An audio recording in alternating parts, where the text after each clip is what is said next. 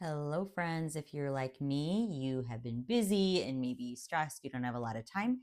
So, we're going to be getting three things in one. We're practicing skin tones, layering, and doing a silly mindfulness practice. So, we're going to start with skin tones. I'm going to grab burnt umber, which is a warm brown shade or color here. I always say shade, but shade means something else. A warm brown color here. And when I mix it with a lot of water, it's a little more peachy. If I do less water, it'll be a little bit more brown. So it can kind of do all sorts of things. Then I'm going to grab sepia. Sepia is a very flat brown color. We'll see how this works out. I have not tried sepia for skin tone before, but I want to see how this works out. We're going to try it. It looks a little too dark and flat. So I'm going to add in this warmer brown and see how that works out. Um, it's still too flat. It doesn't have that like skin like quality to it. Let me add a little bit of this is Hansa Yellow Medium. See if that can warm it up. No, I don't know. It still feels a little bit flat. So I'm going to skip those ones. I think I can get a better shade by adding a neutral tint. Let's see. Maybe I'll add the neutral tint. Just this is neutral tint, which is like black, but without any varying towards blues or anything else. And I'm just going to delete it. I don't like it. It's coming off the palette, and I'm just going to start fresh. So let's go ahead and grab that burnt umber, what I've decided I liked. Again, we're going to grab that one. And instead of using the sepia at all, I'm going to be grabbing on to neutral tint, just straight to neutral tint, and putting that in. And I think I'm going to get a better dark. Yeah, this is way better. It still has that glowing skin quality to it, but is darker. If you don't have a neutral tint, that's fine. You could just use black. You may have to add a little yellow or a little red in order to make it back to a nice brown color, just depending on what your black has in it. But mine is just neutral. It takes whatever shade and turns it just darker, which I love. Okay, now I'm going to grab quinacridone Rose, which is kind of like a really pigmented pink with a little magenta in it. It makes a really good color. And then I'm going to be mixing in Hansa Yellow as well as a little bit of that burnt umber. Any kind of reds or pinks mixed with yellows and maybe a little bit of brown will usually get you some pretty cool different skin tones. You just want to play around with them. Keep in mind that like once you add more water, they're always going to be much more translucent and look more like skin tone. Like I know on this right now looks like it's not skin tone. It looks a little like pink even, but when I put it and it dries on the paper, it will end up looking like fairer skin because we want everything from more yellow to red undertones to, warmer shades and cooler shades. So lots of different skin types here. But you can see those other kind of two that I have after that first one. They just don't look like skin. They look really weirdly flat. We don't want that. Okay, so next color mixing. This is Pyrrole Scarlet, which is like a poppy red and orange red. And I'm mixing in lemon yellow, which is a really cool yellow. And that's going to get me that really fair skin.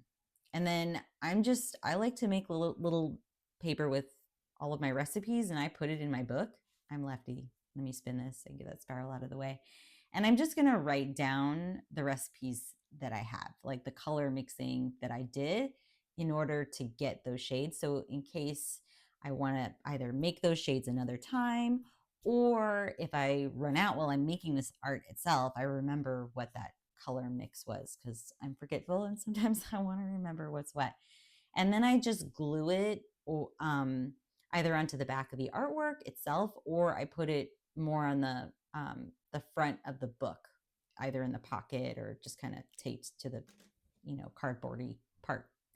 Okay, so we're ready to make the artwork itself. So I'm going to be making oval shapes. I'm going to start with the burnt umber and just random spots all over the place. These are faces that I'm going to be making, but they aren't going to be very particularly perfect because they're the underlayer for some of the other work we're going to be doing. So you do want to make them rather translucent. And I'm going to add little nubs on the side that they're ears. And maybe some of them I only have like one nub showing that the face is turned a little bit. And you're just spacing them out in all different places, paying attention to where you maybe did your first ones versus where you're doing your next ones. Because when you're doing layering, you're going to want to layer on while it's dry. So either you can make it dry, or what I'm doing is I'm just going to go back to the spots that have already dried when I finish these and then layer over the top so that I'm not getting a bunch of color mixing going on. And it's fun to see how they layer on top of one another. Do they get a little darker?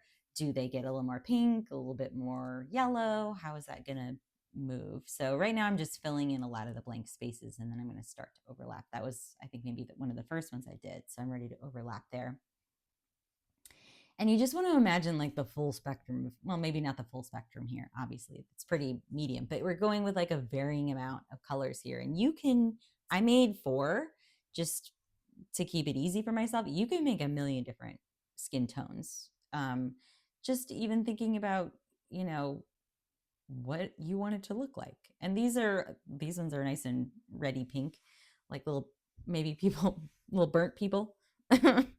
And then we're just going to be adding it in all these like random little spots. I want to fill up this paper with all these faces, so it looks like we're in a crowd. We're listening to all the voices. And what we're going to be making here, we're going to be making these faces.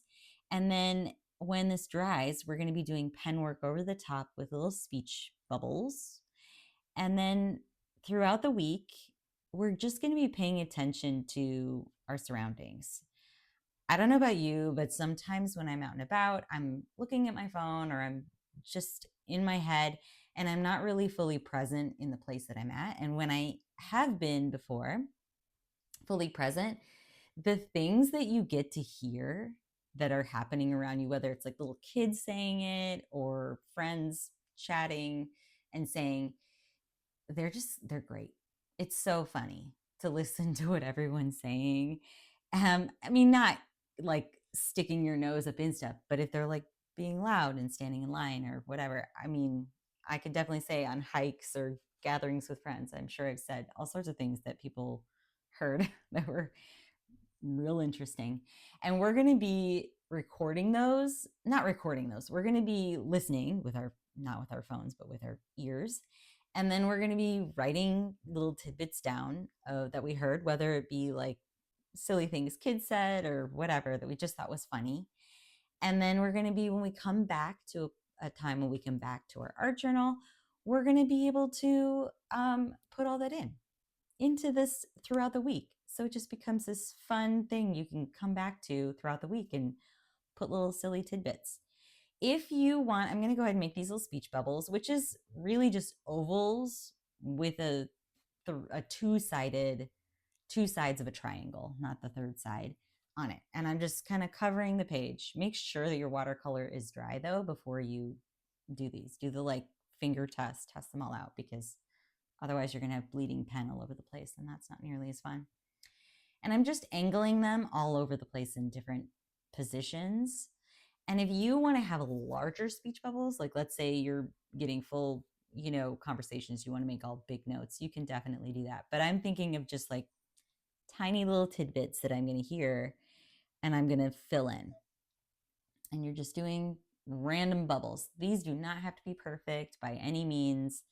They're just something fun to do throughout the week so you can be a little bit more present in each moment throughout the day. I'm noticing that top part's looking a little naked. Let's go ahead and fill that one in. Okay, so we've got our little faces and our little speech bubbles. And just so I remember what this page is for, I'm going to be writing in bubble letters things I heard this week. And you can choose not to do that, but if I come back to it at some later point, I'm going to be like, what's all this writing? What is this? And I like to kind of write in my art journal what it is. And I'm just finding spaces that I don't have as many bubbles in so that I can get maybe most of the word in there that you can tell what it says. So things I heard this week. I used to make just notes on my phone of the silly things that I heard, or the silly things even just like my kids said as they were growing up, because I go back to them and they're just so funny and I don't remember them. And it just makes me laugh every time. It's something that brings some levity. That's maybe this time of year is a challenging time or a busy time and you're stressed, and it can just bring some lightness and some fun to your week. This project should take you maybe like 15 minutes, if that. It's a nice, fun thing to just do. I'm going to add some little circles next to those triangles, so on a few of them, just to fill out the space and make it so they're like little bubbles. So head out into your week, and I hope you hear some weirdness.